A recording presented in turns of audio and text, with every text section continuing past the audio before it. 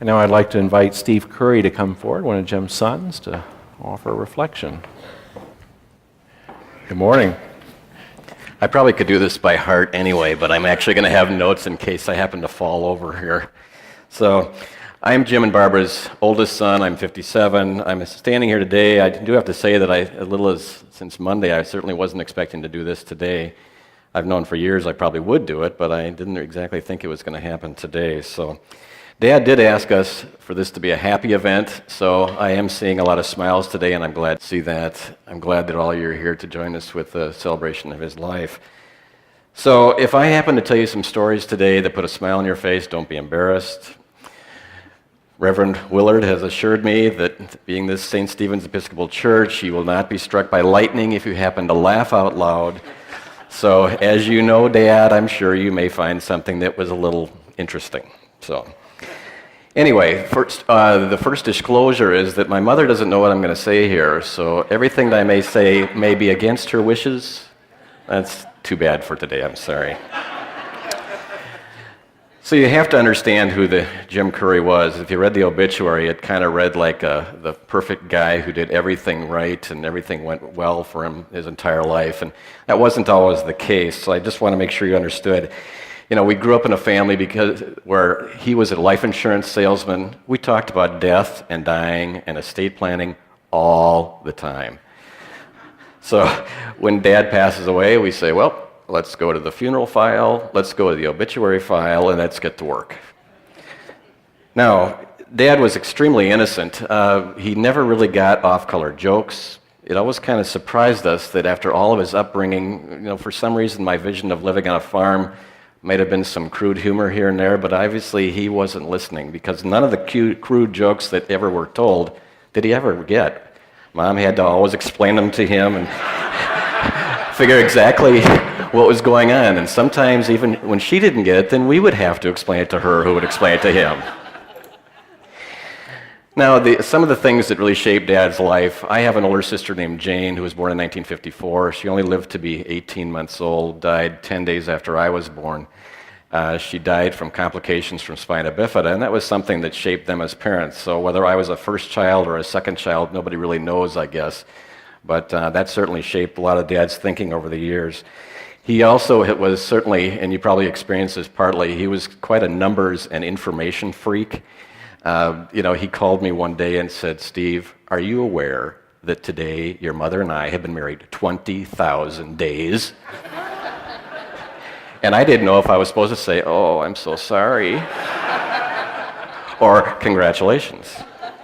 No, he celebrated anniversaries of the day they were married, as some people do, the day that they were engaged, the day that he gave her his fraternity pin. I didn't even know they existed, but he gave them to her as a pre-engagement sign. The first day they danced was a day they celebrated. The first day that they dated was a celebration, and certainly the first day that they met. So, as you all knew Dad, there was always a reason to be happy and celebrate something. He was clearly a history buff, and you have to remember that because in the way he thought, history was always kind of planted in the back of his memory there.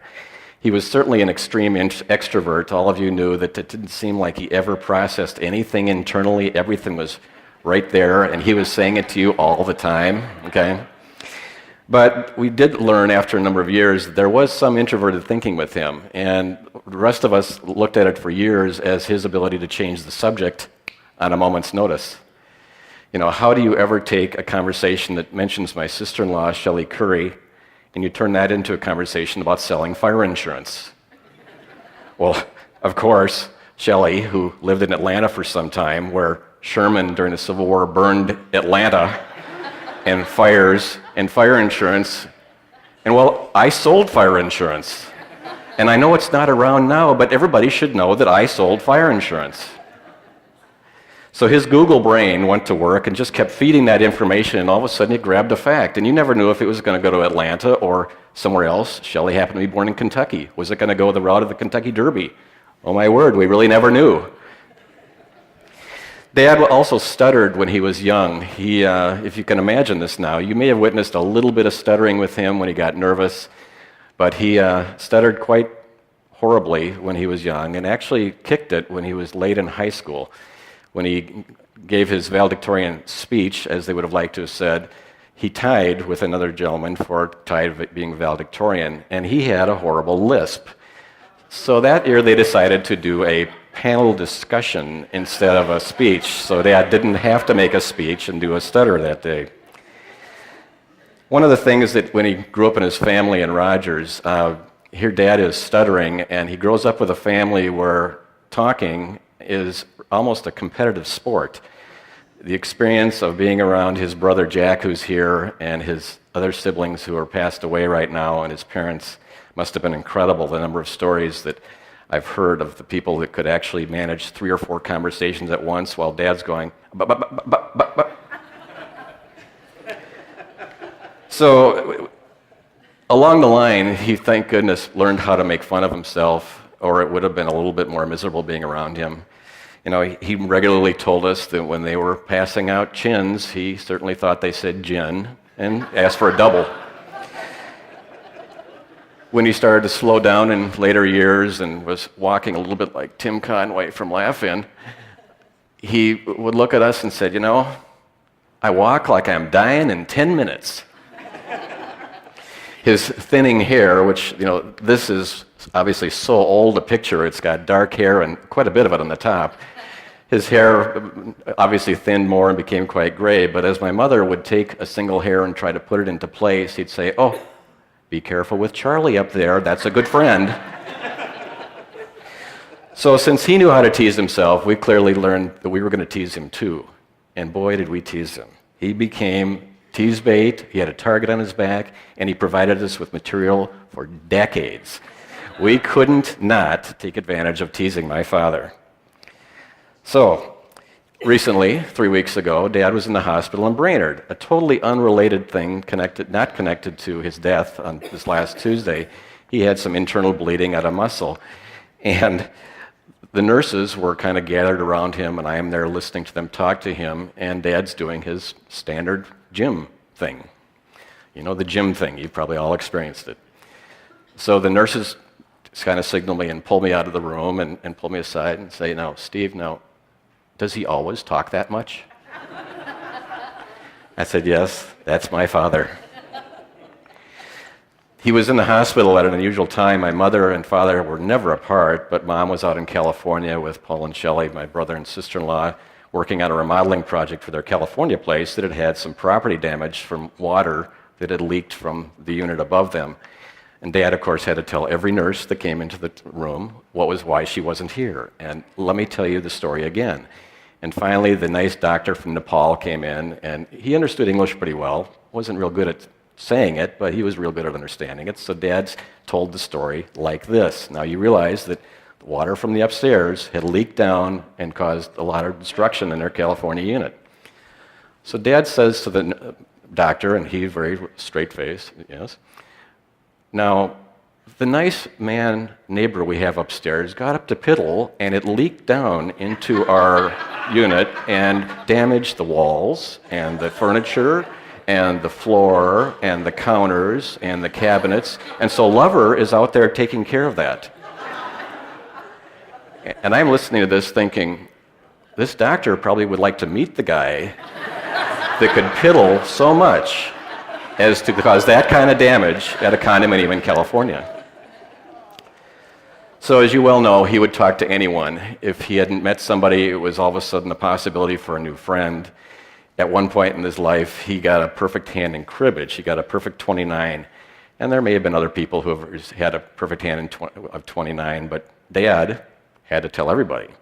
So in some conversation, whether it was a grocery store clerk or the butcher or somebody else he just happened to meet, he was going to tell them that he had a perfect hand in cribbage of a 29. He ended up, at one point, kind of meeting his match. He went to his mail carrier and started to talk to his mail carrier about his perfect hand in cribbage, like the mail carrier had nothing better to do. And the mail carrier looked at Dad and said, "Well, Jim, I've had 3 perfect hands." You know, he came out of Rogers, Minnesota, a farming community, lived with a wonderful family, and grew up with no indoor plumbing, always using an outhouse. But the first time he did get into Minneapolis and used a flush toilet, as he referred to it, they had to explain to him that there's this big handle back there and a chain where the big tank of water is up above, and you pull the handle and the water comes down and cleans the bowl out, okay? Okay, so he knew how to use that now. The first time ever in his life. So he gets done with his business, and he gets ready, and he pulls the handle, and my word, this noise is overwhelming. He thinks he broke it. Thank goodness he hadn't broken it, but the whole world has been told since then that the first time Jim Curry used the toilet, he thought he broke it. He still wasn't quite to the level that he would attain later in life when he was in the Army. He was at dinner with some other GIs, and they went to a restaurant where the restaurant was known, it turned out, for shrimp cocktail. And so the waitress comes up and asks all the GIs, the other three guys first, would you like to have a shrimp cocktail? Yes. Would you like to have a shrimp cocktail? Yes. Would you like a shrimp cocktail? Yes. Jim, would you like a shrimp cocktail? No, thanks. I don't drink. And I'm just getting going, by the way. Dinners out clearly were part of our family culture.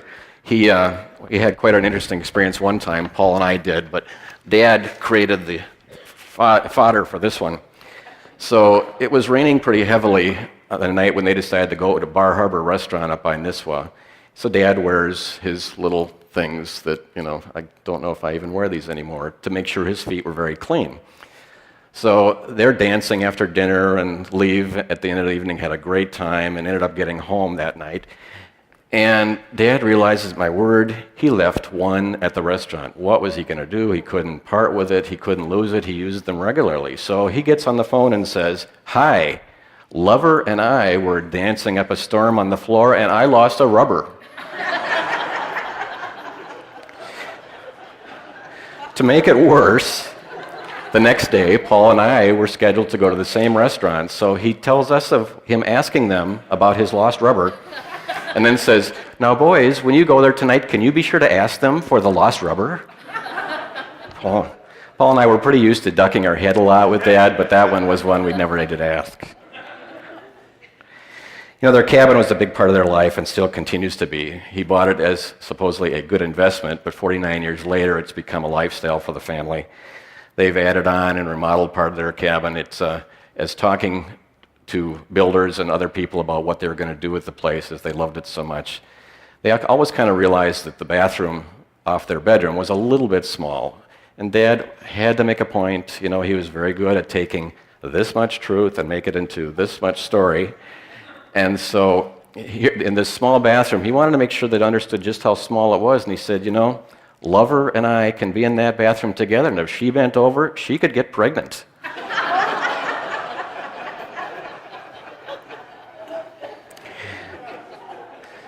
Traveling was certainly a big part of our family culture as well. Growing up, of course, Paul and I would dress in suits on airplanes, so excited to be dressed in suits, and Mom in a dress, and flying in an airplane. But of course, Dad had to walk onto the airplane and give a hug to every flight attendant on the plane, a kiss on the lips if they would accept it, a kiss on the cheek if they would go that far, and shake hands with the pilots. "Do a good job, guys, I'm here." Now, when security screening came about in recent years, it really wasn't Dad's friend. We began to wonder a little bit if the TSA had a picture of Dad at all their stations saying, "Watch out for this guy. He's probably not dangerous, but he will make your day." So one time, Dad is going through, and by this point, he's had to take off his belt, and he's had to take all of his things out of his pocket, and they still couldn't find out why he was setting off the metal detector. Went through over and over and over again. So they go over to wand him to go up and down his body to try and look for whatever metal device it was that was causing the metal detector to go off. And they said, "Okay, Mr. Curry, please raise your arms." So Dad raises his arms, his pants go down to the floor. Paul immediately runs over and tries to pull up his pants. The TSA says, "No, sir, you cannot help him with his pants." So Paul has to back off, and Dad has to be wanded, standing there with his pants at his knees.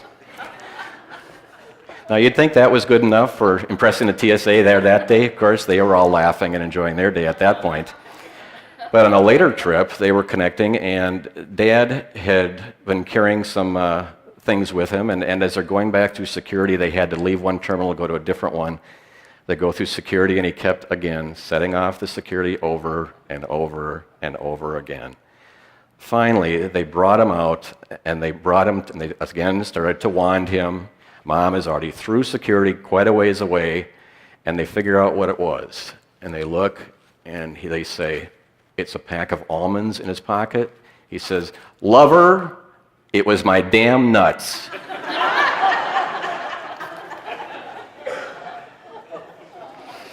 You know, they kind of taught us that traveling was supposed to be fun. Paul and I kind of began to wonder if going through customs was like going to a restaurant. They said, "Oh, this is no big deal."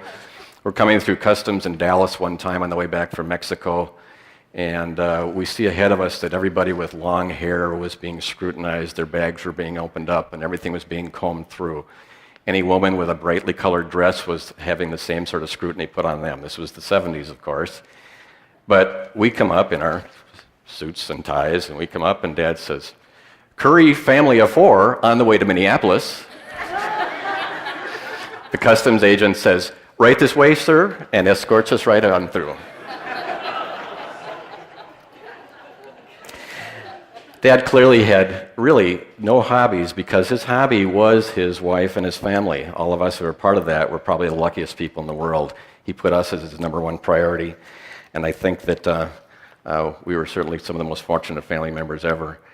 He always used to say that when I was trying to get him to sort of do some exercise rather than being, as I called him, the poster child for unhealthy living, he had really not decided that exercise was his thing. So he, as you might expect, had words to combat me on this. He said, "Well, you know, Steve, I get all my exercise waiting on Lover." Paul and I, of course, knew that was exactly the opposite. The Mom was waiting on him, and he was just using that to keep me from bothering him about exercise. Dad's other great love was clearly business and investments. He had a successful career. One of the things that you may not be aware of, in the late 70s and early 80s, when interest rates hit 21% at prime rates, Dad almost went out of business. It was very tough times for him, but his hard work and ability to manage his business well caused him to succeed, and he came through that tough time and probably learned a lot from that. Mom was by his side, and they did a very good job of coming through that. But in the end, they were able to do some investing. I was in a meeting one time with them where he was able to talk about purchasing municipal bonds. He loved the fact that you could buy a municipal bond and have tax-free income. It was just his thing. He thought this was great. So as we're talking about municipal bonds, he wanted to make sure that Paul and I understood the whole scenario. So he was aware that a municipal bond sometimes comes with a right to redeem, where the city of Edina would issue a bond, and at some point they might want to say, "Hey, we're going to pay you back. We're going to redeem your bond." But Dad probably didn't like that way of describing it. May have been too clear, I guess. So instead, Dad says, "Now, boys, you know, these municipal bond funds, sometimes, you know, you buy a municipal bond fund and they throw in a hooker." And again, Paul and I the investment advisor just kept walking right on and never even thought a thing about it. So we suspect that the only goal that Dad really ended up missing in his life was one thing. He had always planned on the date in April of 2014 where he would have made the record for the longest living Curry. His grandfather Curry lived to be 31,470 days, a little over 86 years old, and Dad knew that date exactly. It was in his calendar. Dad made it to 31,223 days, only 247 short. So he came close, but we suspect that was probably the only thing in his life that he didn't accomplish. But I will say he was successfully married for 22,878 days. He certainly was the best father you could ever ask for. Paul and I always knew that we had unconditional acceptance and unconditional love from him.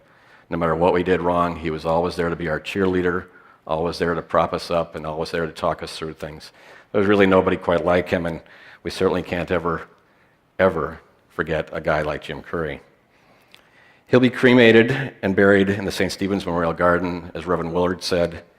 And Dad did say many times that, of course, Steve, don't forget, at my funeral, it will be the last time that I will be able to make an ash of myself.